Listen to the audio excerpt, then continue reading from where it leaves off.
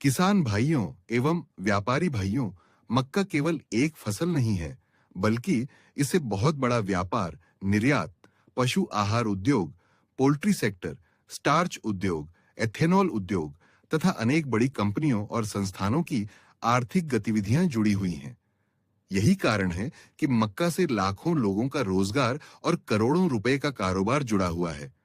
इसीलिए मक्का के भाव केवल स्थानीय मंडियों की आवक पर निर्भर नहीं करते, बल्कि निर्यात, उद्योगों की मांग, स्टॉकिस्टों की रणनीति, वैश्विक बाजार, मांग आपूर्ति और सरकारी नीतियों का भी इस पर सीधा प्रभाव पड़ता है।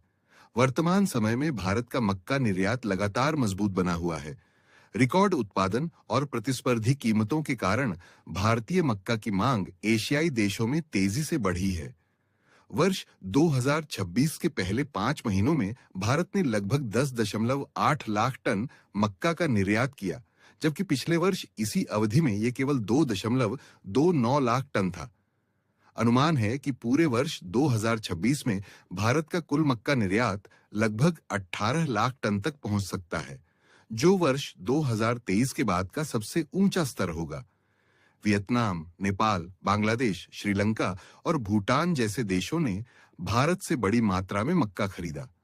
अमेरिका और दक्षिण अमेरिका से एशियाई देशों तक माल भाड़ा अधिक होने के कारण भारतीय मक्का अधिक प्रतिस्पर्धी साबित हुआ।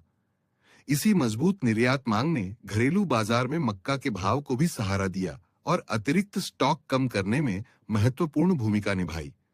वर्ष 2025 से 26 में भारत का मक्का उत्पादन भी रिकॉर्ड स्तर पर पहुंचकर लगभग 5.5 करोड़ टन रहने का अनुमान है, जो पिछले वर्ष की तुलना में लगभग 27% अधिक है।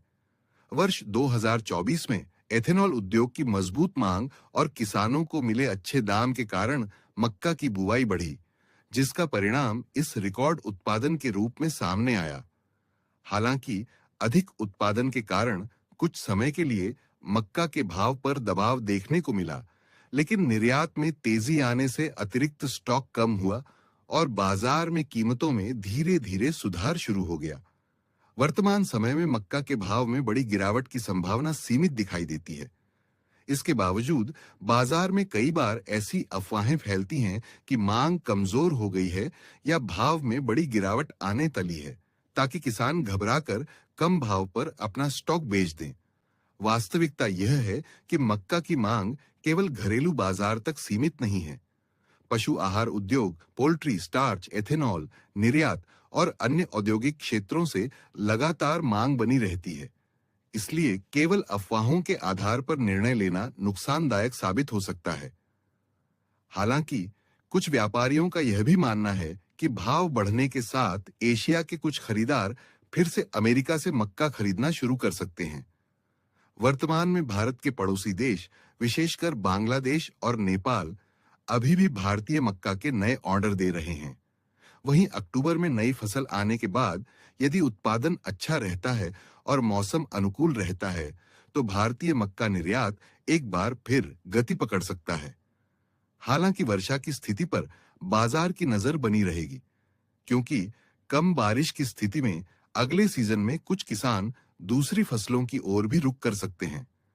इन सभी विषयों का विस्तृत विश्लेषण, निर्यात अपडेट, स्टॉकिस्टों की रणनीति, फैक्ट्री डिमांड तथा मक्का के भाव में संभावित तेजी और मंदी से जुड़ी महत्वपूर्ण जानकारी हमारे प्रीमियम ग्रुप में लगातार साझा की जाती है।